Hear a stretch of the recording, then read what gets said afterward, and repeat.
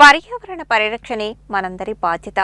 ప్రకృతి మనిషికి అందించిన గొప్ప వరం పర్యావరణం.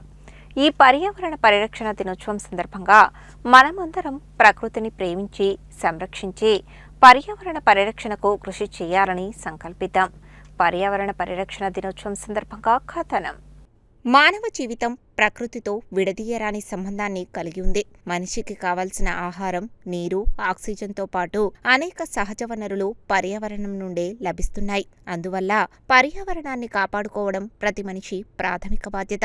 అయితే ఆధునిక జీవన విధానం, జనాభా పెరుగుదల, పట్టణీకరణ, పారిశ్రామికీకరణ, అడవుల నరికివేత వంటి కారణాలతో పర్యావరణంపై తీవ్ర ప్రభావం పడుతోంది.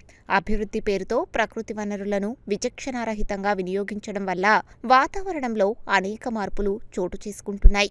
గాలి కాలుష్యం, నీటి కాలుష్యం, నేల కాలుష్యం, శబ్ద కాలుష్యం వంటి సమస్యలు రోజురోజుకు పెరుగుతున్నాయి. ఈ పరిస్థితుల్లో పర్యావరణ పరిరక్షణపై ప్రజల్లో అవగాహన పెంచడం ఎంతో అవసరం. పర్యావరణ పరిరక్షణ ప్రాధాన్యతను ప్రజలకు తెలియజేయడానికి ప్రతి సంవత్సరం పర్యావరణ పరిరక్షణ దినోత్సవాన్ని నిర్వహిస్తారు. ఈ సందర్భంగా పాఠశాలలు, కళాశాలలు, ప్రభుత్వ సంస్థలు, స్వచ్ఛంద సంస్థలు, స్థానిక సంస్థలు అనేక అవగాహన కార్యక్రమాలను నిర్వహిస్తాయి.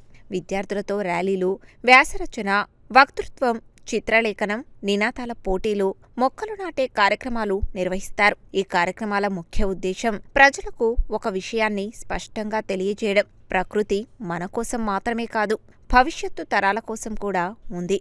మనం నేడు ప్రకృతిని నిర్లక్ష్యం చేస్తే రేపటి తరాలు తీవ్ర సమస్యలను ఎదుర్కోవాల్సి వస్తుంది. ప్రస్తుతం పర్యావరణానికి ప్రధాన సమస్యగా కాలుష్యం మారింది. నగరాల్లో వాహనాల సంఖ్య పెరగడం వల్ల గాలి కాలుష్యం అధికమవుతోంది. పరిశ్రమల నుండి వెలువడే పొగ, హానికర వాయువులు కూడా వాతావరణాన్ని కలుషితం చేస్తున్నాయి. స్వచ్ఛమైన గాలి అందకపోవడం వల్ల ప్రజల ఆరోగ్యంపై ప్రతికూల ప్రభావం పడే అవకాశం ఉంది.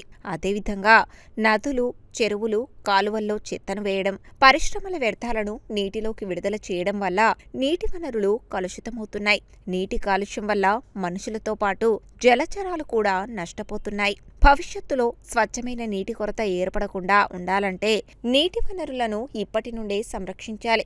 పర్యావరణ పరిరక్షణలో చెట్ల పాత్ర ఎంతో కీలకం. చెట్లు మనకు ఆక్సిజన్ను అందించడంతో పాటు వాతావరణ సమతుల్యతను కాపాడటంలో సహాయపడతాయి. వర్షపాతం, నేల సంరక్షణ, జీవ వైవిధ్యం వంటి అనేక అంశాల్లో చెట్లు ముఖ్యమైన పాత్ర పోషిస్తాయి.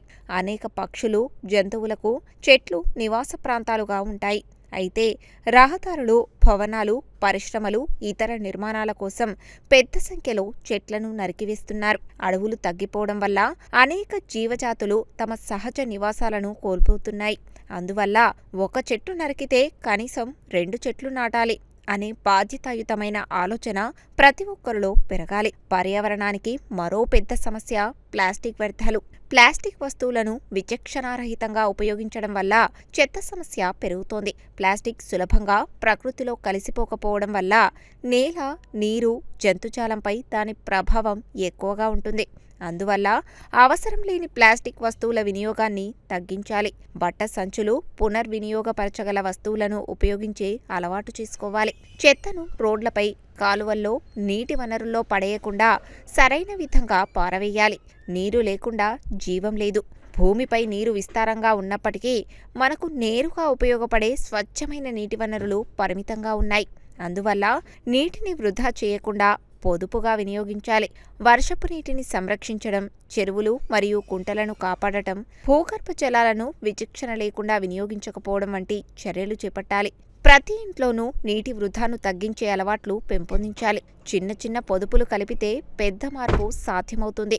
పర్యావరణ పరిరక్షణలో విద్యార్థుల పాత్ర చాలా ముఖ్యమైనది. విద్యార్థులు తమ పాఠశాల, ఇల్లు, పరిసరాలను పరిశుభ్రంగా ఉంచాలి. పుట్టినరోజులు, ప్రత్యేక సందర్భాల్లో మొక్కలు నాటి వాటిని సంరక్షించే అలవాటు చేసుకోవాలి. పర్యావరణ పరిరక్షణ గురించి కుటుంబ సభ్యులు, స్నేహితులు, గ్రామ ప్రజలకు అవగాహన కల్పించాలి. పాఠశాలల్లో పర్యావరణ క్లబ్బులను ఏర్పాటు చేసి మొక్కలు నాటడం, పాఠశాల పరిసరాలను పరిశుభ్రంగా ఉంచడం, ప్లాస్టిక్ వినియోగాన్ని తగ్గించడం వంటి కార్యక్రమాలు చేపట్టవచ్చు.